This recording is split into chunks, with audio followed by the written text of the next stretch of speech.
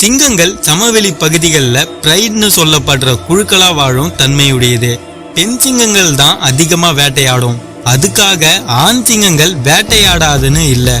தங்களோட வேட்டைய சிங்கங்கள் குழுக்களா தான் செய்யும். 4 பக்கமும் சேர்ந்து தன்னோட இரைய தப்பிக்க விடாம சேர்ந்து குழுவா செயல்படும். சிங்கங்கள் எப்பவும் எடுத்ததுமே பலமான இரைய தன்னோட வேட்டை இலக்கா எண்ணாது. அதுக்கு பதிலா நோய்பட்ட உயிரினம், வயதான உயிரினம், அதுவும் இல்லனா குட்டிகளை தான் தன்னோட வேட்டை இலக்கா அதிகமா இருக்கும்.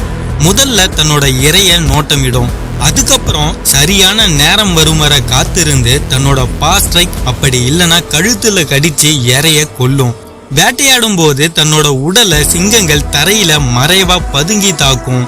ஒரு இரைய 20 இருந்து 30 மீட்டர் தூரம் நெருங்கிட்டாலே தன்னோட தாக்குதலை நடத்திடும். சிங்கங்கள் 20 இருந்து 30% தான் தன்னோட வேட்டையில ஜெயிக்குது. குழுவா சேரும்போது சிறுத்தையை விட அதிகமான வேட்டை வெற்றி சிங்கங்களுக்கு தான். அதுக்காக சிறுத்தையை ஜெயிச்சிடுமான்னு கேட்டா சாத்தியம் இருக்கான்னு போக போக பார்க்கலாம்.